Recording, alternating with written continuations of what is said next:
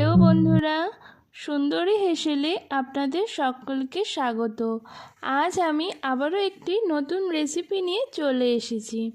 আজ আমি বানাবো কুলের আচার।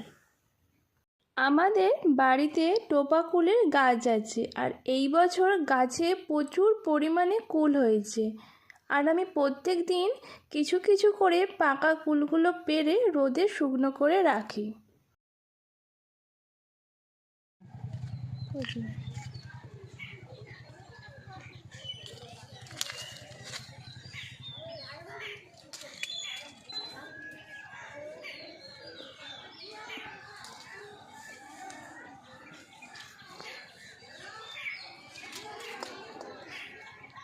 আর রোদে শুকনো করে কুলগুলো দেখুন কাঁচা থেকে কত সুন্দর লাল পাকা হয়ে গেছে। আমি গাছের কুল নিয়েছি, আপনারা বাজার থেকে এই কুল কিনে নিতে পারবেন।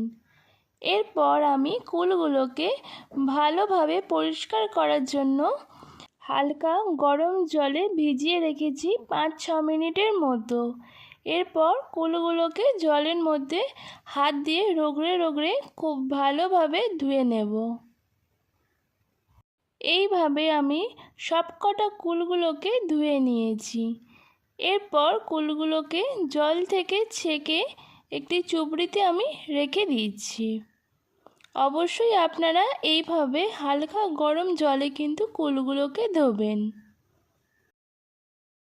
সবার প্রথম আমি একটি মশলা বানিয়ে নেব, আর তার জন্য আমার লাগবে মেথি, জিরে, কালো জিরে, মৌরি আর গোটা ধনে আর কটা শুকনো লঙ্কা। এই মশলাগুলোকে আমি হালকাভাবে একটু ভেজে নেব। তার জন্য একটা কড়াই নিয়েছি আর গ্যাসের ফ্লেমটা অন করে দিয়েছি। কড়াইটা ভালো মতো গরম হলে মশলাগুলোকে দিয়ে শুকনোভাবে আমি একটু নাড়াচাড়া করে নিচ্ছি। হালকা একটু নাড়াচাড়া করে নিয়ে আমি এটা গ্রাইন্ডার মেশিনের মধ্যে দিয়ে দিয়েছি, আর আমার গুঁড়ো হয়ে গেছে। এই মশলাটা কিন্তু অবশ্যই আচারে লাগবে। এরপর ওই কড়াইতেই আমি কিছুটা পরিমাণে সাদা তেল দিয়ে দিলাম। তেলটা খুব ভালো মতো গরম হয়ে আসলে আমি এখানে 3খানা শুকনো লঙ্কাকে ভেঙে দিয়ে দিয়েছি, আর আমি তেলের মধ্যে দিয়ে দিলাম কুলগুলোকে। এরপর তেলের সাথে কুলগুলোকে খুব ভালোভাবে নাড়াচাড়া করে একটু ভেজে নেব। খুব বেশি ভাজার দরকার নেই, হালকা করে কুলগুলোকে একটু ভেজে নেব। এরপর আমি এর মধ্যে দিয়ে দিচ্ছি স্বাদ মতো লবণ। লবণটা মিশিয়ে নিয়ে এর মধ্যে দিয়ে দিচ্ছি জল। এখানে আমি 2 কাপ পরিমাণ জল দিয়েছি। কুলগুলোকে জলের মধ্যে খুব ভালোভাবে সেদ্ধ করে নিতে হবে। তার জন্য আমি ভালোভাবে নাড়িয়ে চাড়িয়ে নিচ্ছি। আর কুলগুলো সেদ্ধ হতে আমার সময় লেগেছে 6 থেকে 7 মিনিটের মতো। এরপর অন্য একটি কড়াইতে আমি দিয়ে দিচ্ছি গুড়। এখানে আমি বড় বাটি 2 বাটি নলেন গুড় ইউজ করেছি। আপনারা চাইলে আখের গুঁড়ো দিতে পারেন। এরপর গুড়টা একটু ভালো মতো গরম হয়ে আসলে আমি এর মধ্যে দিয়ে দিচ্ছি 2টো তেজপাতা।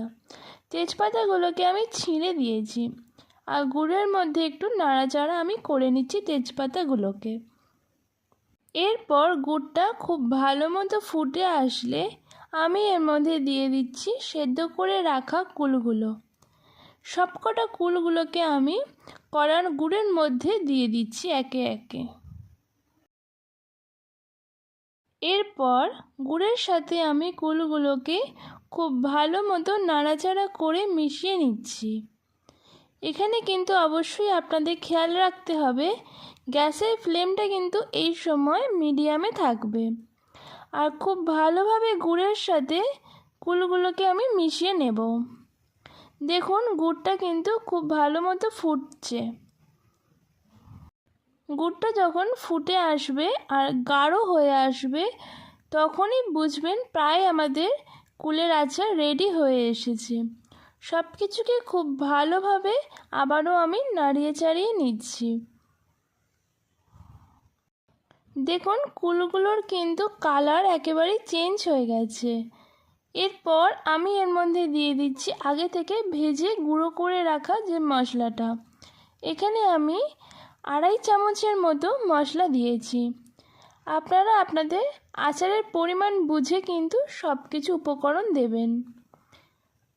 এরপর মশলাটাকে খুব ভালোভাবে কুলগুলোর সাথে নাড়াচাড়া করে মিশিয়ে নিতে হবে। খুব ভালোভাবে কিন্তু মেশাতে হবে যাতে করে মশলাটা পুরোটা কিন্তু ছড়িয়ে যায়। ভালোভাবে মশলাটা মেশানো হয়ে গেলেই আমি গ্যাসের ফ্লেমটা অফ করে দিয়েছি আর আমার তৈরি হয়ে গেছে আজকে টোপা কুলের আচার। আপনারা বাড়িতে এইভাবে আচার বানিয়ে দেখতে পারেন, খুবই সুস্বাদু হয় এই আচার খেতে। এরপর আমি কড়া থেকে নামিয়ে কুলের আচারটাকে একটি সার্ভিং প্লেটে রেখে দিচ্ছি। আমার আজকের কুলের আচার আপনাদের কাছে কেমন লাগলো সেটা অবশ্যই কমেন্টে জানাবেন। যদি ভালো লেগে থাকে তাহলে অবশ্যই একটা লাইক করবেন আর শেয়ার করবেন। আর আপনারাও বাড়িতে এইভাবে কুলের আচারটা ট্রাই করে দেখতে পারেন।